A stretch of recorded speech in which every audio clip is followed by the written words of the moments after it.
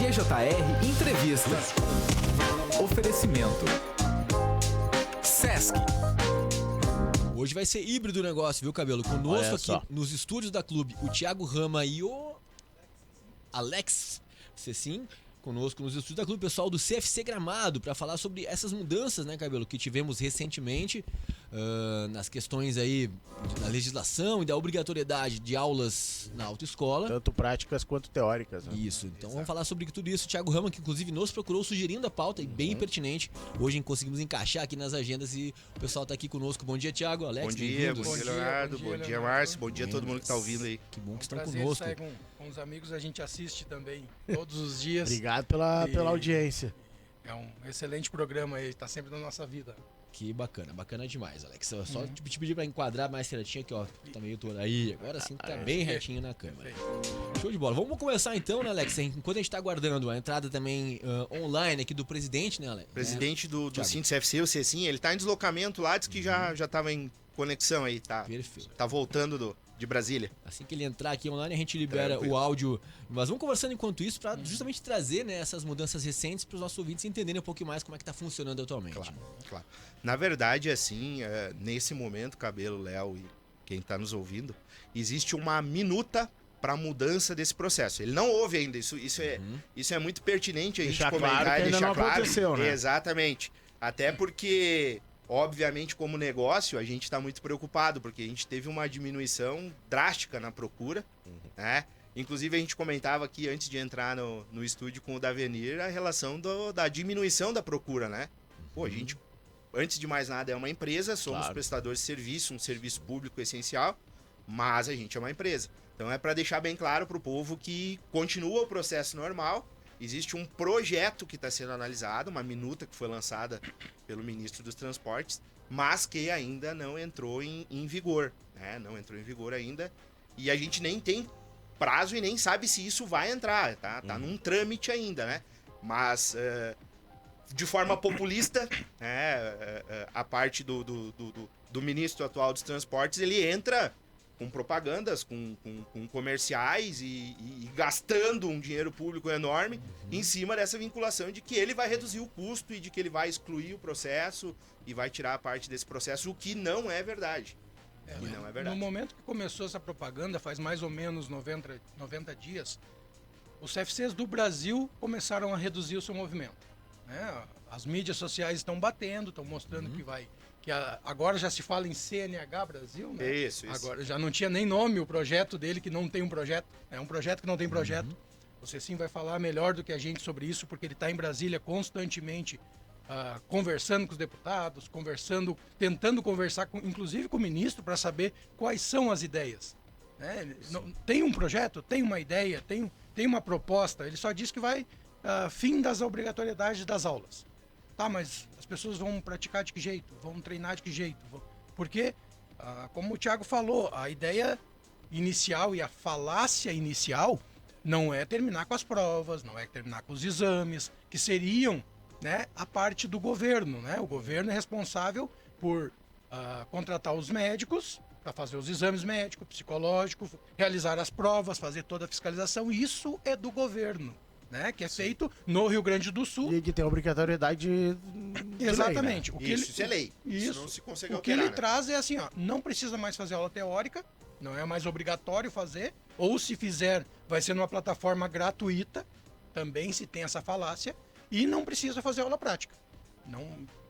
Daí, até alguns vídeos que a gente assiste aí, né, perguntam para ele, mas ministro, como é que as pessoas vão se preparar? Na Alemanha, ninguém faz autoescola, ninguém faz aula para aprender a dirigir.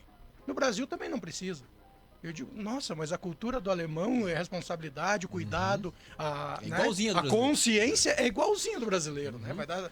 É perfeito. Vai dar bem certinho. Acho que a questão primordial é a gente entender, né? Concordo com vocês nessa parte de como é que a pessoa vai aprender a fazer aula. Porque muitos brasileiros, a maioria deles, de repente, quer fazer a carteira para ter mais oportunidades de trabalho. Muita gente não tem um carro que seja para treinar ou um amigo para ensinar, que eu acho que nem pode pelo certo, né? Nem pode não ter carteira e dirigir por aí. Mas enfim, a pessoa que não tem o primeiro acesso, beleza, ela vai se preparar de que forma? A minha pergunta, e aí a pergunta vocês estão aqui para responder.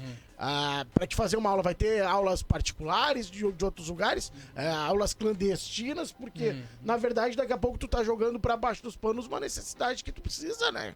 Então é meio dúbia essa questão, né? Demais. Cabelo, muito importante que no projeto de minuta, e ela tá disponível aí, não há a obrigatoriedade de se fazer aula. Ele tira a obrigatoriedade, ele fica como opcional. E quando feita, ela pode ser feita a critério da pessoa. Ela quer aprender com o pai, com o irmão, com o tio, terá, segundo a proposta, instrutores credenciados junto às entidades de trânsito, mas não se sabe de que forma isso ainda vai acontecer, se é que vai. Mas, primeiro é que não se tem obrigatoriedade nenhuma em se realizar a aula, somente os testes. Ó, já tá conosco aqui na chamada de vídeo o presidente do Sindicef-CRS, o CECIM. Vamos dar um bom dia aqui, vamos ver se o áudio dele tá saindo bem. Bom dia, presidente, bem-vindo. Bom dia a todos, bom dia nossa bela cidade de Gramado, região. Prazer estar com vocês aí. Estamos te ouvindo bem, presidente. Que bom tê-lo conosco também neste bate-papo aqui híbrido, né? Presencial e online, sobre esse tema, essa pauta tão importante, né, Cabelo? Bom dia, presidente. A gente já falava aqui sobre a questão da exclusão e eu acho que é a preocupação de todo mundo. Como que as pessoas vão poder, né, se habilitar a fazer uma prova se a maioria delas não tem acesso, não tem um carro, não tem uma estrutura para fazer essas aulas, sejam as práticas, sejam as teóricas, né, presidente? Bom, perfeito. Primeiro, parabéns a vocês pelo debate e pela responsabilidade de levar essas informações para a sociedade, porque não são todos que estão entendendo essa medida, vamos dizer, já populista do governo, que é de precarizar a educação, precarizar a formação do condutor. E quando nós tratamos deste assunto, que é o assunto muito caro para a sociedade brasileira, porque nós estamos falando são de vidas, nós estamos falando de saúde pública e nós estamos falando principalmente de segurança, é sempre importante, né, a participação de todos os atores que, neste caso, sequer nós participamos da construção ou da disruptura desse modelo que está se tentando, né, colocar para a população. Eu quero chamar a atenção que a Câmara dos Deputados, a grande maioria dos deputados, eles não são a favor desse projeto, deste processo que está se buscando uma flexibilização, como alguns dizem, que eu digo disruptura. E a gente encontrou, inclusive, a própria mídia, né, consciente, faz muitas defesas em torno da formação, da educação, da qualidade de ensino. E o que vem acontecendo? Porque a fala ela é agradável para a sociedade. Porque o ministro Renan Calheiros Filho, ele fala em reduzir o custo da habilitação, reduzir valor. E quem de nós não quer reduzir valor? Eu mesmo quero. E entendo que é possível, há espaço para reduzir valores. E como você muito colocou agora no início, estamos de modo híbrido.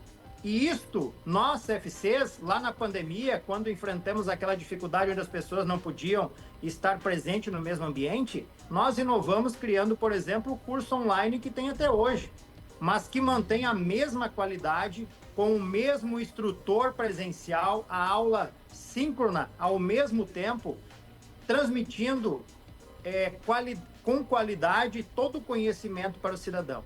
Então, nos parece muito precária a proposta do governo, onde ele simplesmente fala em reduzir a carteira de habilitação, ou seja, atua apenas no valor da carteira de habilitação, que é um documento que você só faz uma vez na vida.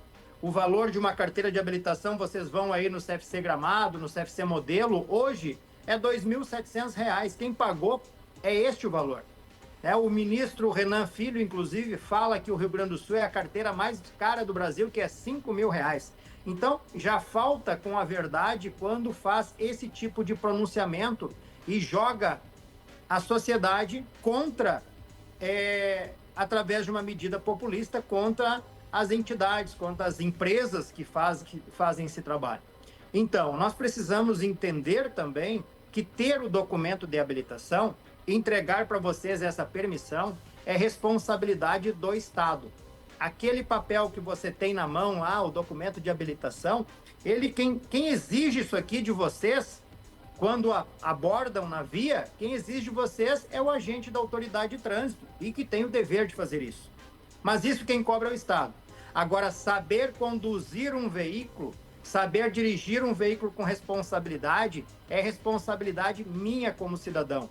Porque eu não vou colocar num ônibus, no transporte escolar, por exemplo, o meu filho, às 7 horas da manhã, com um motorista que foi treinado de qualquer forma, com um motorista que aprendeu a conduzir este veículo com um aplicativo, ou com um YouTube, ou de alguma forma online que não tem essa responsabilidade e nem esse conhecimento pedagógico para passar essa informação para esse condutor.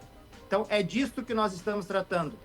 Fala-se em preço, mas, na verdade, o que se está reduzindo não é o preço. Porque para reduzir o custo da carteira de habilitação da aula, você tem que cortar o combustível, você tem que cortar o imposto do combustível, você tem que cortar o imposto do veículo, você tem que cortar o IPI do veículo e, em maneira alguma, de forma alguma, isso foi tratado. O que se fizeram? Cortaram o número de aula. Então, faz aula quem quer. Eu estava ouvindo, prestando bem atenção no que o senhor fala, presidente. E não dá pra gente também não fechar os olhos. Eu entendo claramente que a necessidade de ter aula é muito válida. Mas a gente vive um momento onde qualquer pessoa que se falar agora que vai reduzir o custo para ela vai aceitar, porque a gente vive sendo achacado, né? A gente se sente achacado, seja por impostos, seja por diversas outras questões que acabam impactando no bolso direto do nosso dia a dia, né, presidente? Então, o que eu acho é que deveria, essa é a opinião do Márcio, né? Deveria ter uma forma de conseguir baratear algumas coisas, como o senhor falou, seja com redução de impostos, seja com aplicação de tarifas diferentes, porque, por exemplo, a gente paga gasolina e eu sei que tudo tem um custo para as empresas, né? Dos veículos, dos instrutores, obviamente, né? Todo mundo tem que receber seu salário, mas a verdade é que quando chega no final, quem paga sempre é o usuário. Essa é a nossa realidade, né, presidente? Então, o que eu penso concordo com a ideia de uma medida populista e acho que as pessoas têm que realmente ter as aulas, se preparar para estar no dia a dia no trânsito, que cada dia a gente vê mais absurdos, né? Mas, alguma forma deveria ser pensada também para se reduzir no final para quem paga, né, presidente? Exatamente. Por isso que nós, no nosso projeto que foi encaminhado para buscar um diálogo com o governo, nós estamos sugerindo exatamente isso que você falou. É exatamente isso. Olha, nós precisamos sim reduzir o valor do custo. E esse reduzir o valor do custo, eu vou fazer uma comparação simples para você. Me diz uma coisa, alguém sabe qual é o valor do transporte coletivo entre Canela e Gramado? Tiago, você lembra aí? 6,40. Quanto? 6,40. 6,40, tá? Então, R$6. Nós vamos fazer, então, por ida e vinda são R$12. R$12 aí por semana, são 5 dias, vai dar aí R$60 72. por semana, mais ou menos, né? Se for 6 dias que dá, geralmente a pessoa trabalha 6 dias, aqui 72. Isso. Tá, então 72 por mês vai dar vezes 5, 7 vezes 5, 35, 350. 350 vezes 10 meses no ano dá 3.500, vai dar 4.200 aproximadamente por ano você vai pagar de transporte coletivo, sendo que a carteira de habilitação você paga R$2.700 uma única vez na sua vida. Este é um ponto. O segundo ponto, né, é claro que são comparações. Se você hoje pegar uma aula prática do veículo, eu não estou dizendo que é barato, eu estou justificando e comparando. Por quê?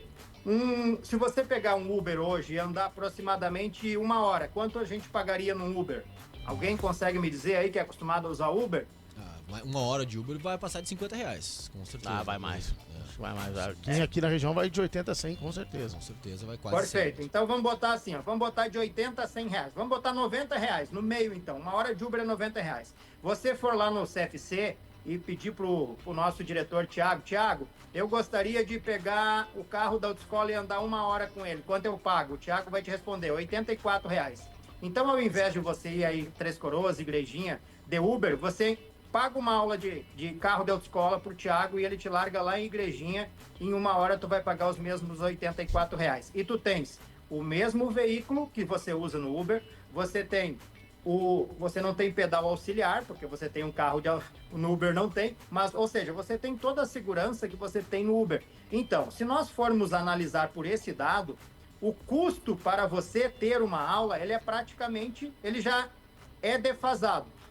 E além disso, você, em vez do Uber, que é o transporte hoje tido como mais barato, além de você ter isso, você tem ainda o instrutor, que é uma pessoa que teve que fazer um estudo, que tem conhecimento em pedagogia para preparar esse candidato para o futuro. Ou seja, o que eu quero dizer para vocês é que o custo Brasil ele é alto e não tem mágica. Para nós reduzirmos, nós temos que, por exemplo, nós não precisamos pagar imposto porque nós não temos segurança, nós temos que investir em segurança. A cidade de Gramado é segura, graças a Deus, mas a maioria das cidades não são. Nós não precisamos também pagar saúde, porque nós temos uma saúde precária no Brasil. E nós estamos pagando saúde, nós estamos pagando segurança, nós estamos pagando educação. E para aprender a conduzir um veículo e para aprender a ser um cidadão no trânsito, nós precisamos pagar a educação, pagar a segurança, que é pagar a autoescola, e pagar a saúde também, que é evitar acidente. Então, o custo do Brasil é caro porque nós pagamos tudo 2 vezes. É exatamente esse. E eu acho que é por isso que muitas vezes as pessoas acabam concordando com medidas, né? Que eu acho perigosas, né? Eu acho que precisa ter um diálogo. Acho que algumas coisas precisam ser revistas, né?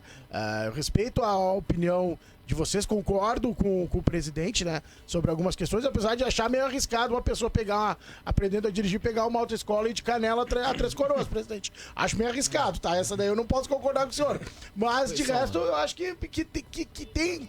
Precisa ser conversado, né? Eu acho que as coisas de tempos em tempos elas evoluem, né? Sem dúvida. Não adianta a gente dizer que não. Mas eu concordo que essa medida tomada de uma forma simplesmente não vai mais ter, ela impacta, eu acho, de uma maneira perigosa toda a sociedade. Segundo matéria da Exame aqui, ó, a Federação Nacional das Autoescolas e Centros de Formação de Condutores, a FENEAUTO, afirma que no dia seguinte da publicação da nova norma, acionará a justiça para derrubar a iniciativa. Estão bem amparados aí dessa parte jurídica, digamos assim.